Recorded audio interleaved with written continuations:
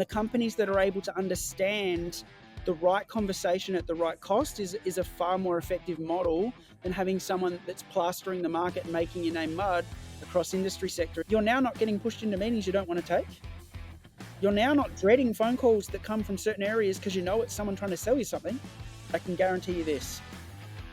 The time that it's going to take for your team to actively go to them, validate the market to get your catalogs, acting as an account manager for an account that you don't yet have, getting the information, building rapport with those people, having permission to circle back is a shitload shorter than those 4 actions that it takes you to get there when you're just torching 97% of the market.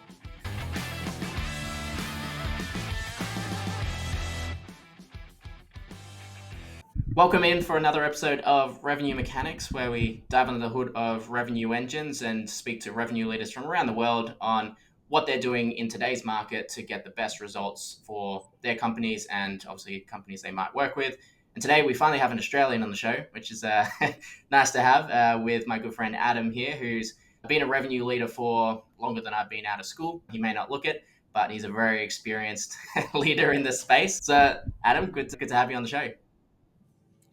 Thanks so much for having me, Sam. Well, what an introduction. Yeah. My pleasure. It's always great to learn from obviously people that have been around the block for a while and doing things a little bit differently. And I know that you ruffle a few feathers and do things quite a bit differently to the norm, say on LinkedIn and some of these other social platforms that revenue leaders like to jump on. And with an exciting project happening at the moment with our mutual friend George called CRO School, what led to the prompt of the start of CRO School, and what are you guys aiming to do and build with that? Okay. Wow. All right. Big question, right? So first I probably need to frame how we got there. And that was through a lot of trial and error through coming up as a salesperson myself until I was like either a head of sales and then promoted into a CRO for many industry sectors. What that did is it gave me a different lens to look at what are the connective actions that happened prior to the split outs of that Oracle started with Sell the Meeting Crowd in 2008 or Aaron Ross's book Predictable Revenue in 2011, which changed the landscape, right? But what that actually did as a downstream repercussion is take away the fundamentals that used to be part of the business development role, which was the connective tissue between business development to marketing, business development to customer success across industry. So much so that, as you pointed out, if I point out some of these or many of these or some of these fundamentals on big platforms like LinkedIn, a lot of the feedback is they have no idea what I'm talking about and they've never seen it before. To me, that's scary because we've now got like a layer of management that are in charge of the next group of people that are showing them only one way how to do things without actually understanding the way that they're doing that is actually ensuring that the next line of leadership also has no idea of what these fundamentals were that stood the test of time across industry sector prior to the model change, which became pandering to the tools, which then curved the behaviors.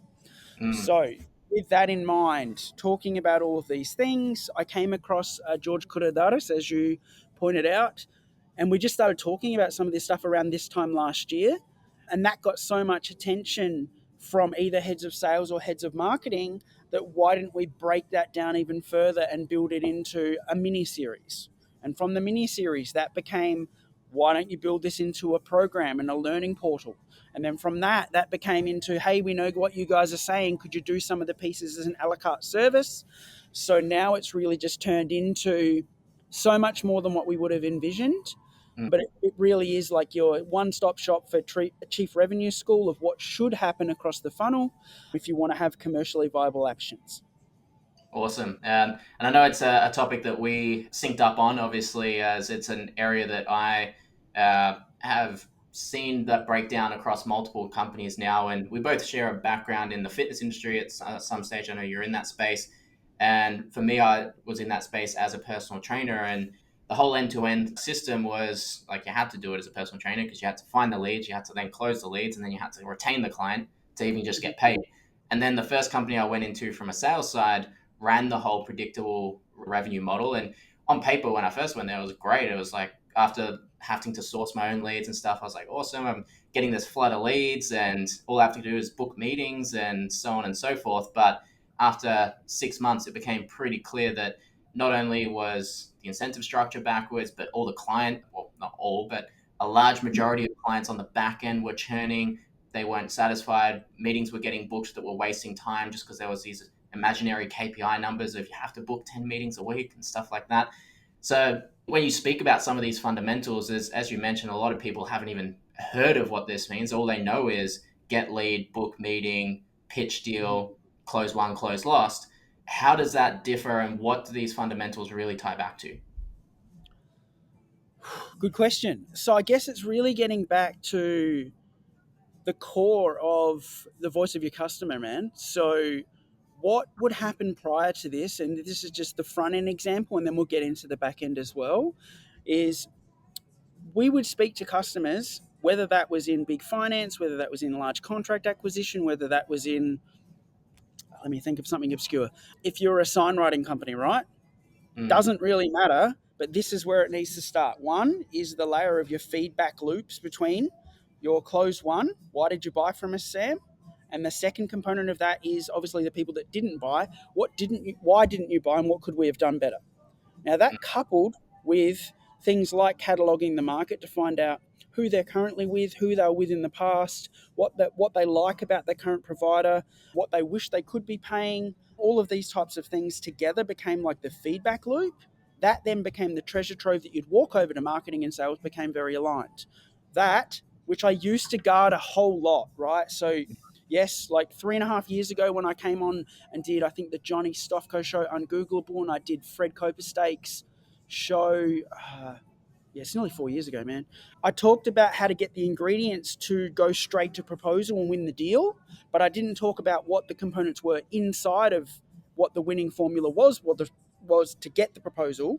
I guess growing up with all of these mentors, they taught me not to ever give all of my secret sauce away in one place. But yep. George probably shown me for the best part of a year and a half now, we can give it all away because still no one's going to copy you, man. And that's what we've found. So feedback loops used to be part of business development. That made very a close alignment to marketing. That enabled you to either get to the deal room or secure the RFP or be in the tender process. And then from there, we'd look at secondary fundamentals that used to also happen, but which now we don't see because companies are heavy on, oh my God, we've got a churn problem or we need to reactivate these clients and accounts. What we would lean into from that winning proposal formula educational content was something called a live quoting day, where you'd have your key stakeholders in the room, you'd have your economic buyers, you'd have your end users, and you would do like a live presentation. And the reason you do that in person is because then you could cover off on any objections that they'd have from the room. You could then also say, Sam, because we can see that this is going to probably work pretty well for us here today, would it be okay for us to get a little bit further into some of these questions pertaining to if there's going to be what it would look like to work with us and if there's a total alignment?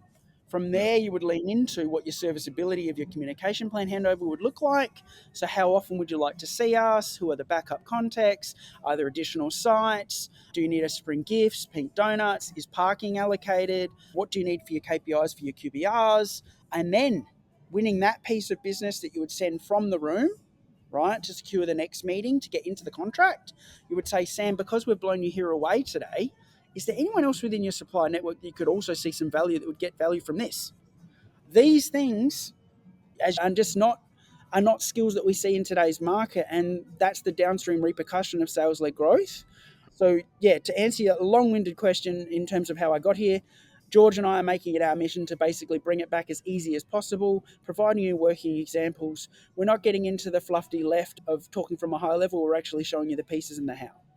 Yeah, 100%. And it's a component sorely missed in the market is like, if we again just relate back to the fitness industry, it would be back then it was obvious that, say, it was just personal training. Not everyone wanted personal training, right? So if we relate to the buyer's pyramid and that this 5 stages of awareness that George always talks about, you've got 3% that are actively buying, 7% open to buying, 30% aware of the problem but not actively looking, so on and so forth.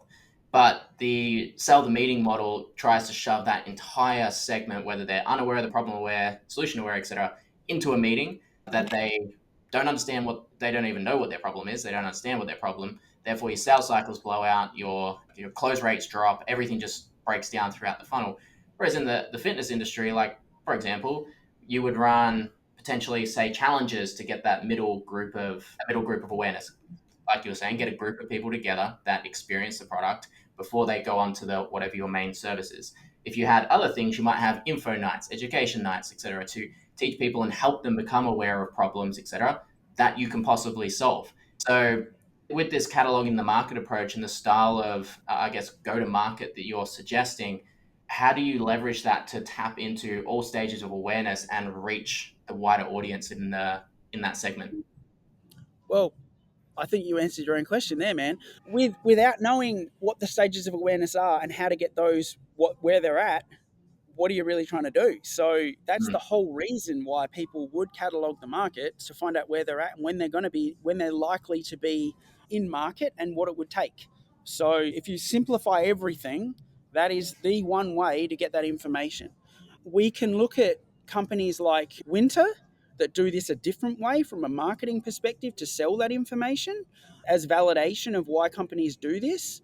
But yeah, if you look at it on face value and you look at it like and just go like this, any industry, whether that's fitness, whether that's large finance, whether that's large contract acquisition, whether that's whatever, signage companies, the easiest in is to find out who they were with, what they liked, what they didn't, when did that occur, would they look at what's possible out there for next time, and if they were going to look at that, what would that need to contain?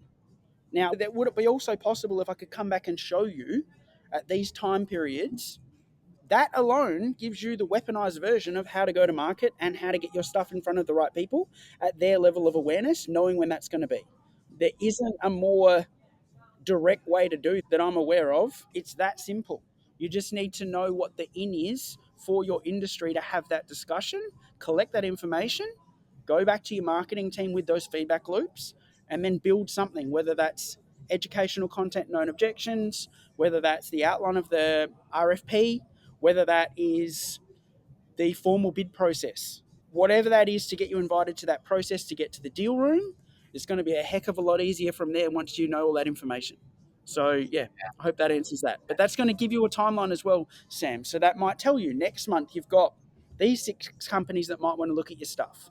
You might look mm, at 3 months, you've got another 12 here. And in 6 months, these ones should be going to market because of XYZ. That gives you the ability to also circle back to those people that you've got permission to speak to again, maybe show them ahead of time what you've put together for them and why that's customizable to them. And that may, as I know some people don't like this, but that will, as we know, this is a little bit old school, but that will bring those deals forward. Because mm, if they've already seen everything they need to see where they need to see it, which is what I used to say all the time without explaining the how, there's a high, if you're looking for a pair of Jordan 3s that you need to wear with your business suit, right? If you find the Jordan 3s that hit every mark of what you're looking for, there's a high chance you're going to buy them. So if you've already got permission to go back and look at the Jordan 3s and when they're going to come in market, if they come ahead of time, you might just sign the contract then and there, and you've just alleviated having to put yourself through the top 3 or top 5 in your tender process. So, but that also gives you, as you said, with your live quoting days, presentation days, room town halls, the ability to speak and cover off on those objections from having catalogued that permission to get to there, to find out if you've got commercial viability and if it makes sense to move forward with that company, which is the missing mark a lot in from business development to customer success today. I yeah. hope that answers the question, man.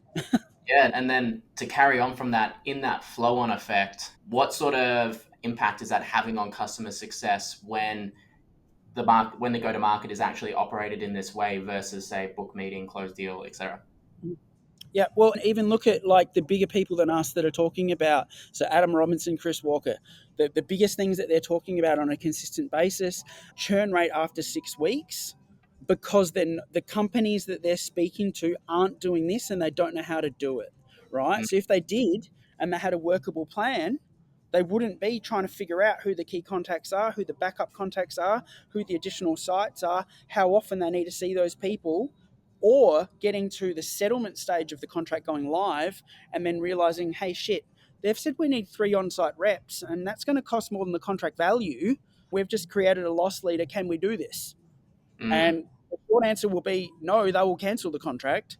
And yeah, that's probably staining your name at market. So had companies simply looked into what we did before, which is what I'm making our mission to do, is make it as easy as possible to lean into some of these fundamentals. Australia Pacific, we call this a communication plan. The UK, they call this a map. In Canada and United States, they might call this a succession plans management. There's two operators, Elizabeth Italiano and CT Fork out of Canada, that are going into this from the business development side. I heavily suggest looking at some of their stuff, but we're all saying the same thing. If you have Mm. these plans in place, you're not going to have that problem. And what's the number one indicator that they've got this problem? Every single post of these people talking about this is we've got churned accounts that need reactivation. Well, you wouldn't need reactivation if you followed the plan in the first place, because that's part of your commercial handover. So, yeah, I guess that's probably the commercial repercussion in both angles, Sam. So with a big thorn in the side of like the people that do advocate for say the reverse headcount model, etc., is the modeling side of it. Hey, we can do X amount of calls, get X amount of meetings, get X amount of closes, etc. But there's obviously a bit of a breakdown when it comes to the incentive structure within that model, which does result in Yeah. the back end churn, etc. How are you solving the incentive model structure to get all departments back on the same page and on alignment and in alignment with the customer at the same time? Mhm. Good question. Okay, so if you remember back to your and my early days, we would have got paid on meetings, we would have got paid on finance apps, we would have got paid on apps up, we would have got paid on open opportunities, right? But looking at that from a commercial perspective with a commercial lens, does that mean that company's already paid the money that's paid for that incentive to be built, banked? No, right? So, what I'm suggesting is we go back to the good old days where the revenue team had an equal amount of attribution, and that was devised by the build and bank revenue cost once it's hit their bank account on the customer service side. So, if we're not operating that way, we're not actually commercially viable. We're solely reliant on fake money ramps that are pushing in the front end from vested interest into that model, which is covering and muddying the water in terms of have we, it should be as simple as this: have we banked the revenue that we're paying out to our people, no matter which department they're in? Does it come from this source at this point in time? If Yeah. you're upside down on that, you've got a problem. So we're now only seeing some of those commercial repercussions when the money wheel of this incentivization of those modelings is drying up at the left side, right? We're coming Mm. across at the right side going, we don't have the money to pay out these incentives. We can't pay these SDRs $500 a meeting. We can't pay these guys commercial finance or consumer finance apps at $750 an app rate because we don't have the money, right? Which should have always been the model, right? Yeah. If you don't have it over here, how are you paying it over here? So it's really that simple. I know people generally, as people get pissed off with me making it that simple, but I think we're going to see this more and more. The more the economy gets closer to some type of economic collapse and reevaluation, we're going to see the models that are hiding some of this fake motion to market be exposed. Yeah, and one of the biggest issues I've seen across, especially more in the professional service industry, that just hire sellers or Mm-hmm. salespeople is the salesperson is incentivized just to get the deal, handball it along to customer success. They've Mm-hmm. probably a lot of the time overpromised to what, as you suggested before, like said, hey, yeah, we can get 3 on-site reps, that's no problem. Boom, then customer success says, oh no, we can't actually do that. Customers pissed off, but all the sales rep is obviously thinking about is my commission check. I want to get paid Mm-hmm. more. What are your thoughts on the incentive structure being aligned around or like baking in for sales reps retention based and incentive so that they are shooting through the right people that are going to retain? Before we get there, and that's a good point, right? I think we need to look at the fact that we've created this problem through the modeling, right? Mm. So in our day, Graham's day as well, what would have happened is, right, the person that got promoted to be in the business development role and did these connective actions across the funnel came from customer success. So they knew inside of this commercial deal pack for this deal to go settlement, I need to see the communication plan to prove that we've got serviceability. I need to see an approved credit application. I need to see the legal clause sign off. I need to see the terms of business.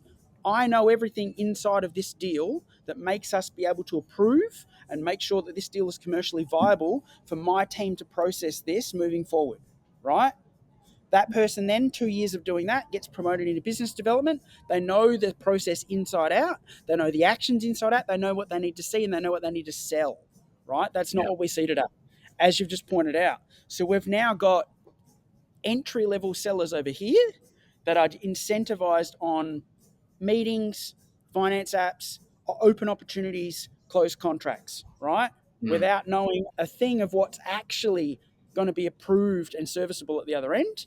So, first, we need to fix that wheel, right? We need to get back to where that is. People need to have a grounding in customer success first, and they need to understand what's inside of the deal packs that makes a deal before they can go and sit on the front end and sell the world to people that they can't service, Yeah. right? So that solves the problem in terms of modeling. In terms of monetary remuneration and attribution, I think it needs to go back to a team effort, man. Like, Mm. so marketing will get a portion, business development will get a portion, customer success will get a portion after the contract has gone live and they've got a certain amount of billable action that covers the cost of the attribution towards those incentivized areas. That's what I Yeah. think it needs to go back to, man. Yeah, because it's obvious that something is broken, and what's working now is not, or what's happening now is not working, and it's just resulting in bad experiences across the market as well, which obviously has more downstream effects on weakening your marketing efforts because you're burning so many people on the back end too, plus burning a bunch of people, like torching the market, as you say. So for the folks that see your content, what listen to what you say, and still either think it's way too complicated or this doesn't make any sense, this is BS. How are you navigating that conversation to win more people over to this way of thinking when it comes to revenue generation? Great question. Okay. I'm going to wind you back to the early 2000s when my mentor said exactly the same thing to me. His name is Mark Revel. Okay, here it is. I come in and I say, Mark, this isn't working. He says, but have you tried it? So Yeah. guess what I did? I went in and tried the two pieces to get into the lever to catalog the market. And guess what happened? We started getting deals. So, yeah, in the nicest possible way, I understand there is a layer of management, there is a layer of sellers, there is a layer of marketers, there's a layer of customer success that have never seen these connective actions and how easy it is to obtain business and acquire this way because you've been coached on you need to have an extremely low hit rate from contacts, meetings, opportunity, deals that'll churn, and you've made allowances for that. I get it, right? Mm. But what would happen if you even do a little switch test like this? I promise you, if you go to market yourself, just get on the phone, however, it might not be on the phone. These days, it might be a LinkedIn DM, it might be a DM on Twitter, it might be in a WhatsApp group, it might be in a Slack channel. It could just be something like asking your market for who they're currently with, what they like about it, what they don't, how long they've been with them for, what would it take to change, how often do they audit what they're currently getting versus what's available in the market, and would it be okay to come back within 4 to 6 weeks and have this discussion again? I guarantee you, focusing how to do that conversation is going to be a lower barrier to entry and your mindset will completely change versus Sam, I, Adam calling from Disruptor. We haven't spoken before. Does my name resonate? Now, the reason for my call is I need to book this meeting and you're going to take it no matter what I say. And I'm not So going to let there's you hang up until he correct. says, So you've got to, like, that was a bad example, but I was trying to point out how pushy and abrupt you could be, right? yeah. Just having changing the market condition of how you have that conversation to be more of an account manager for an account you don't yet have, I guarantee you is going to yield the results that you're looking for outcomes instead of just pushing for the meeting to get a high churn rate to hit your meeting target. So, Mm. in short, I would ask them, have you tried it? Yeah. And to take this a layer deeper and get into some of the nitty gritties around how you strategically reposition companies across this model. Let's say I was a company that was a lot bigger than I am now. I've got this reverse headcount model in place already. I've got X amount of reps. I've got meetings that need to be hit, so on and so forth, based on executive set KPIs.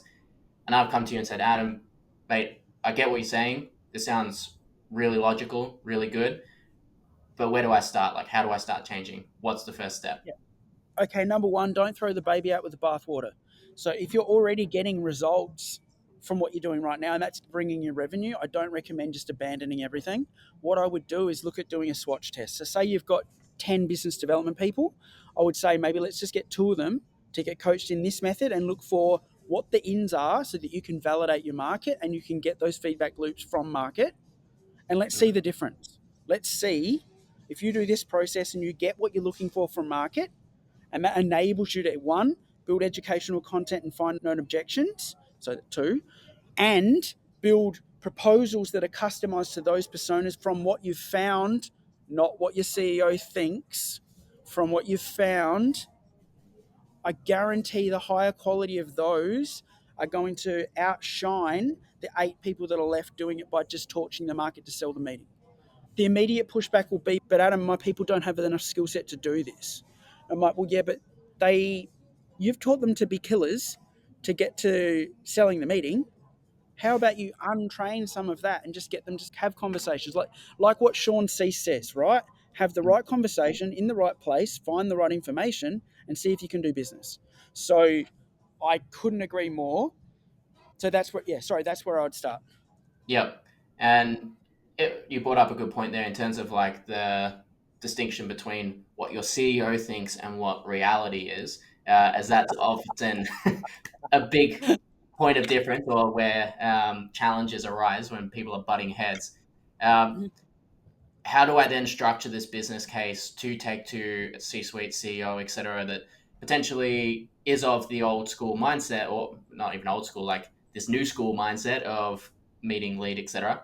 How do I structure this data and this research that I'm doing to take to them to say, hey, look at the results I'm getting. This is making sense.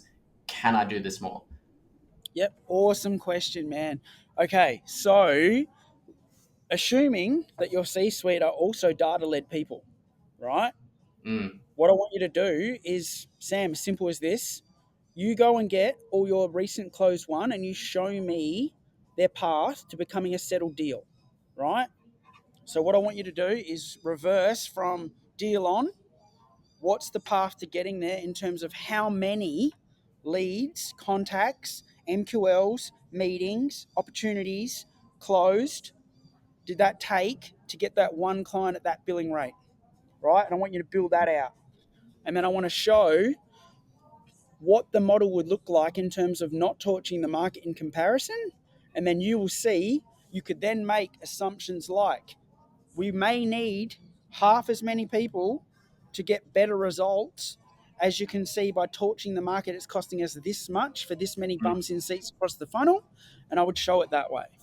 And I would argue, you couldn't say this with concrete certainty, but I'd also argue the ones that are long-standing customers might have had a slightly different experience from when you went through high growth, where you were just throwing everything at the wall and hoping stuff stuck. yeah. So everything would come back to modeling, maths, data, attribution, and missed opportunity. So, what is the lost opportunity cost of burning your 97% of people that are never going to buy, right? Mm, Versus, well, alongside of that, what is the cost of our acquisition for doing that model, and what could it be by doing this pilot model alongside? So that's how I yeah. would show it. And I actually went through this exercise recently with a wellness company that I was looking, or they wanted some help, and obviously was entering the conversation around that. And one of the big things that they were running into was like, everything on paper looks really good. ROAS looks good. Mhm. We're spending this on ads. We're getting this return, et cetera, et cetera. But our revenue is still stagnant. Like, what the hell is what's going on? And then when we did a little bit of simple financial modeling just around, okay, well, what's their average transaction value on first transaction? What's their average LTV based on the last 12 months? Overheads in terms of operational costs, legal costs, marketing costs, everything that's associated with running the engine. And then we worked out based on that and based on their current lead to conversion rate, what their lead costs needed to be to make this machine Mhm. profitable, and their current lead cost was three times higher than that. But because they weren't factoring in all the additional expenses that actually comes with like salaries, contracts, software, etc. to run, the engine looked good. Like that, it was around like $30 lead cost, and then the lead to conversion rate was like 9%. Um, so it was, again, the ROAS looked good, but the machine was broken. But because they didn't know how to model it, they couldn't work out what was going on. So then we had to go back and go, okay, well, maybe there's, like, when you look at all the data extrapolated out, where's the breakdown? And their issue was their offer was very tailored towards that top segment of the buyer's pyramid, that people in market, and they were just smashing the market with this rather than bringing people into the conversation earlier, cataloging the market, and being of value for people so that they can influence their way up the pyramid so that when they're in market, oh, I already had a chat with Adam 6 months ago, 6 weeks ago, whatever it is. Maybe I'll just talk to him and see how he can help me. Yeah, it's interesting that you have gone through the same, obviously the same processes that I have, but if we go the other way, I think someone that's actually really showcasing this in a good way is Ryan Reisart, because what Mm, he's showing is it's probably more cost effective for you to do the right actions. In America, they call that surveying instead of cataloging. But if you yep. go and get market validation for these market sectors and completions of catalogs, that's more cost effective than you hiring a senior business development manager to do this for you all day, every day, and do the wrong actions. So I think that's where it's all going to go. And the companies that are able to understand the right conversation at the right cost is a far more effective model than having someone that's plastering the market and making your name mud across industry sector is no good. So Yeah. yeah, that's where it's going to go, man. And this is where I think I get why CFOs get pissed off at sales teams and marketing teams because one, they Mm-hmm. don't talk to each other. So the CFO goes, talks to marketing. What are you guys doing? Oh, we're hitting this MQL number. We're smashing it. They go talk to sales and like, why are you guys behind? Well, we're getting shit leads from marketing and we're just getting no support. Blah blah blah. Well, I got to cut headcount somewhere because you guys all cost too much and my models are breaking. So sales is obviously the easiest one to just chop. So for the financial heads out there and the ones who are starting to again wake up to this situation that hey, this machine is just broken, how do we get marketing and sales on the same page? Obviously, you've mentioned cataloging, but what role does marketing play in this whole function? Well, if you simply just ask anyone that's good at marketing, so George, they'll tell you if business development went and got this from the market for you, their life would be gravy, because Mm, they're then only making content applicable to getting people further into their educational content to get them further into their process and decision making process, right? So it's yeah, applicable to those personas, it's relevant to where they are, and it's more tailored to getting a better result, which in turn gets the outcome. So that alone will give you sales and marketing alignment. It's without being a broken record, man. It's that simple. But yeah, until the market understands how to apply feedback loops and catalog as part of business development to give to marketing across every industry sector, and that's how it's operated, which is what we're at. George and I are out here trying to do. We're going to still see the fraction where most sales heads of sales CROs from a sales background say that marketing's job's to get leads, man. Whereas it's not, man. It's to educate, it's to close those known objections, and it's to help get them to their buying decision. So, yeah, until the market catches up to where this model can go and how easy of a fix it is, yeah, that won't change. So, yeah, but when it does, it's going to be like, so imagine let's fast forward 5 years and say everyone's taken my advice and they're now doing this. You're now not getting pushed into meetings you don't want to take. You're now not dreading phone calls that come from certain areas because you know it's someone trying to sell you something. The yeah, worst that's going to happen is someone's going to ask you, would you like to compare what you're currently getting versus what we can do? And is that okay? It's a mm, completely different conversation.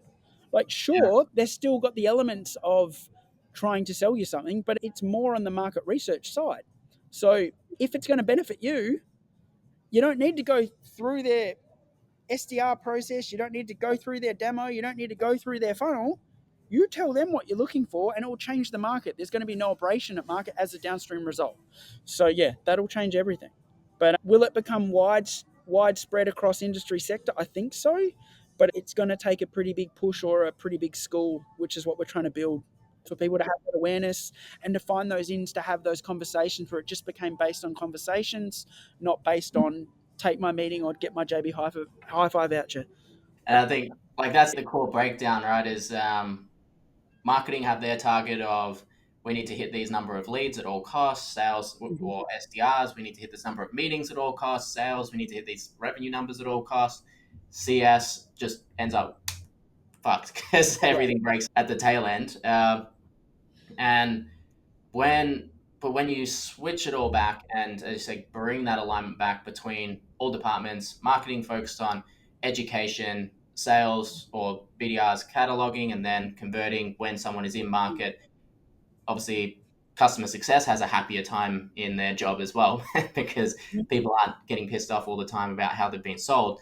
But this process can take time, right? It's not something that, like, especially on the marketing side, once you do start putting out content, distributing content, educating the market, it's not a switch you can flick that tomorrow leads just drop in, which I get is why the alternative is sexier to especially Yeah. startups, but to some businesses because it sometimes can be an overnight switch flick, regardless of how bad it ends up with your business.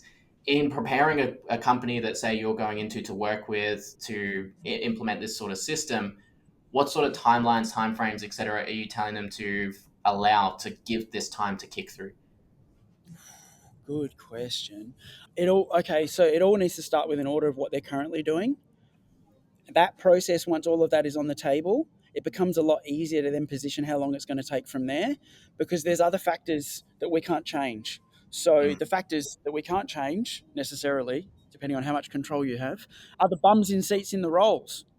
And if I come in and say you're doing XYZ wrong and that takes me 3 months, or that takes my team 3 months, and then we go through the process of per role, per department, per what they should be doing, and giving the framework of that. And that takes another three, maybe 2.5, unless you've got coachable people in those positions.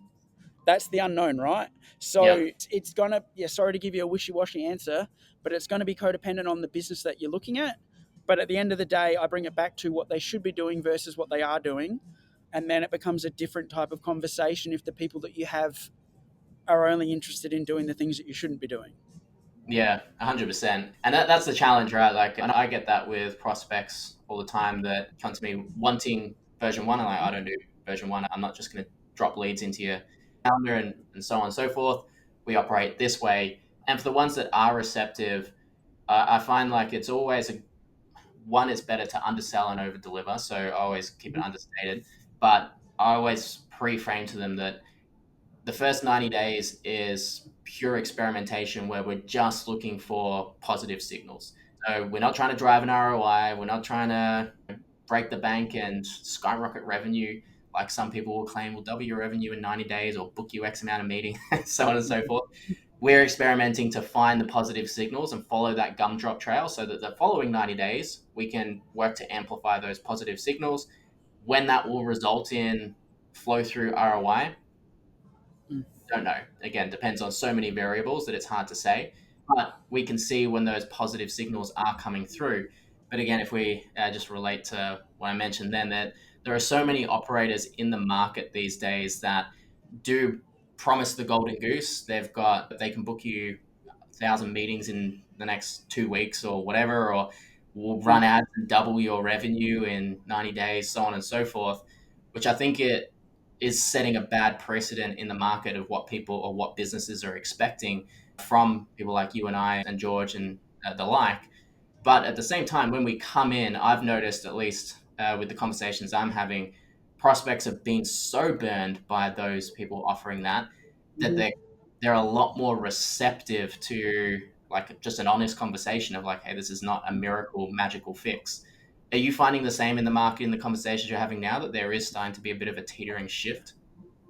Um, yeah, man. Even from those that have just seen our latest carousel explaining all of these actions across the funnel, they now get it, right? Mm, And Matt's done what I thought I tried to explain in 2019 was these pieces a la carte as an external service. So they've now got two trains of thought. Can you teach our C-suite how to do this so that they can teach their teams how to do this and empower them? CRO school? Yes, we can. But the other component of what I thought would happen, but it didn't happen from the market feedback until it was visual, was yeah, now they're also going, hang on, although we want to learn that, we think it might be better if you guys actually did some of these pieces for us a la carte as an external service, because you're going to be impartial to us on selling and getting those information at those critical junction points as an external player, not with a dog in the fight. So, Mm, and they were right. They were right. But I tried to explain this. Yeah, 2019. This is what companies should do, but they couldn't see it until they could actually see the visuals, which George spent an ungodly amount of time cutting up all those videos that we did. I think we did more than 7 hours of straight talking to build out that process. And now that's getting built in from those 27 pages into a syllabus. And then that syllabus has us answering every possible question in the customer journey so that they can learn and teach themselves as part of self service. From that, we'll then build into a black mirror. If this happens, try this. But yeah, yes, to answer your question directly, yeah, it took the markets now understanding what I was saying, because maybe they can see it and better understand the pieces and how that apply it to their market. But mm, they're also understanding of why I initially suggested way back when that this should be an external third party service, yeah, because they're impartial to the outcome and they can get you the feedback loops a la carte. Um, yeah, whereas, but hey, if they're good enough, our core business is teaching the people across the funnel within their business how to do it. If they're good enough to do that in house, we will help you do that. But yeah, it's just interesting that the two things have come about from the latest documents that were put out around that to substantiate what we were thinking. Yeah. yeah. And I know we're going to run short on time soonish, Go but ahead. Go ahead. in terms of just to follow on that train for a company that might be watching us or anyone that could be watching obviously the replay, what are some red flags or warning signs they should be looking out for in their revenue engines in their companies to know that hey, something's amiss here? Maybe we need to talk to Adam and George. Maybe we need to go through CRO school. Super simple, man. Like as we discussed before, what I want you to do is work back how many contacts that it took to get to X amount of meetings, how many meetings it took for you to get to the opportunity stage, and what is your opportunity stage. Now, let me just break this down into terms of time, right? Mm, So, how I could have answered the question before about modeling, what I want you to look at is for bums in seats, what is their stages of how long it took for you to get the information to get to the open opportunity stage? Is that demo day, live quoting day, RFP, bid contract application? If it is, how long did that process take? How many leads did you burn?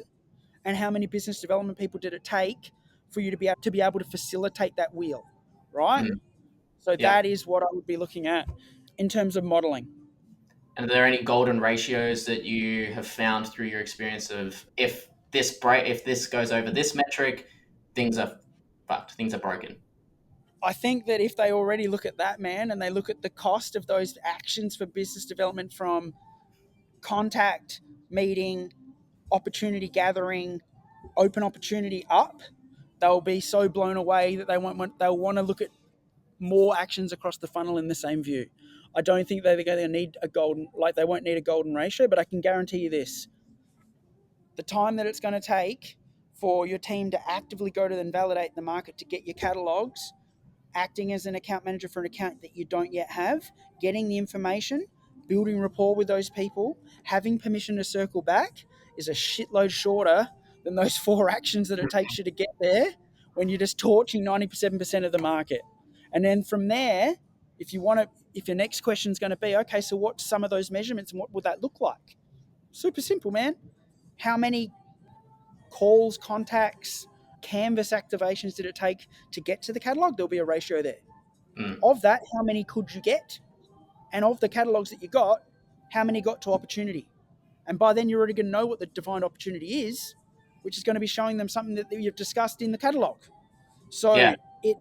it's expediting the whole process, but it's doing it in a way where you're getting permission from your market, you're validating your market. There's also a slight caveat. What we would also learn back then, as you remember from finance days, was At that point, that might be the second call, that might be the first call. If you can't help them win, you should be playing it forward. Based on what you've said, Sam, I don't think that we could beat your current XYZ, but I know someone who can. Mm, Would you like me a warm introduction to that person just to have a conversation? Play it forward from there. That yeah. doesn't really happen either anymore, right? So, yeah. Sorry for a Everyone's little very slight. guarded. Everyone just Yeah. wants to cling to everything in the market, and I found the same with that company I was mentioning before. Like the amount of the cost to acquire the eyeballs to acquire conversate or leads or just conversations that were qualified to then progress to potential qualified opportunities, et cetera, et cetera. The whole thing was just out of whack based on their Mhm. benchmark, and all it takes is understand how much we're spending, how much we're returning, and then where's the Mhm. gap? Where's the discrepancy? And it to me it blows my mind how simple it is, but doesn't get obviously thought about for a lot of companies. So as a parting thought, whose responsibility is it to change this internally? You're not going to be able to do this without it being C-suite led. Okay, you could be a cowboy like I was in those head of sales roles or the chief revenue roles and just get your team to start doing it and get the result. And then no shadow of a lie, I got in a lot of trouble for doing that, but we got the result, right? Because we weren't adhering to the model. Mm, So don't be a cowboy, get permission, but maybe do a financial business case to voice that first, or do a pilot and get some tangible results to show your C suite. And then, yeah, but without having that buy in, man, you're not going to be able to do it wide stream. So I guess that's what George and I are trying to do with CRO School to make it available for training at the C suite level so they understand what the action should be across the funnel. And then from there, it all should just flow. I hope yeah, that's not evading your answer. Uh, no, definitely. I was a cowboy as well. I just started doing things Yeah. the way I thought they should be Yeah. done. And even though you get the results, obviously it does get a lot of blowback from people that think it should be done differently. Mhm. For anyone listening, watching this that want to follow you along, maybe want to even participate in CRO School when it launches, where do they find you? Where do they go to get this information? Yeah, good question. So, yeah, most of the stuff that I try to voice are these pretty strong opinions are on LinkedIn. I do a little bit of message testing on Medium blog and TikTok as well for people that don't necessarily know me, just so I can see if other people understand what we're talking about here today. They're probably the main destination channels. I've also got a podcast called Better Business Building, which you've also featured on yourself. And yeah, find that on Spotify, Apple, but mostly just under my name, Adem Manderovic. Yeah, you'll find that as well as on Google. And as a note, public figure on Google, just for anyone wondering. So, and anyone that might want to possibly hear more about your services, how you can implement this, do they just reach out to you directly? Is there a website Yeah, to go to? What's the best approach? yeah. So we've got a lot of landing pages on the B2B playbook. All of mine and George's shared stuff is there. But I'd recommend just looking in my featured section on my LinkedIn page, as well as having a look at George Kudanaris from the B2B playbook. And you'll be able to find some intake forms there if you'd like to get started. And jumping on Google. So, uh, Oh, yeah. Oh, Adam, funny good to feature. have you on, man. Good to chat again, as always. We could go on for hours just riffing back and forth on this, but want to keep it somewhat condensed for the listeners so they can get the key nuggets away. But we'll definitely do this again sometime, whether I'm on yours, you're on mine, with George, or however we do it. But other than that, good to have you on, man. Always a pleasure. Yeah, thanks so much for having me, and thanks for allowing the space to get into that much detail. And I thought it was good to also maybe address why I didn't go into so much detail in the past. Yeah, hopefully that now gives people a clear lens on everything that is closed circuit selling and how that folds into CRO school. 100%, man. We'll blast this loud and wide. Cheers, man. Thanks so much.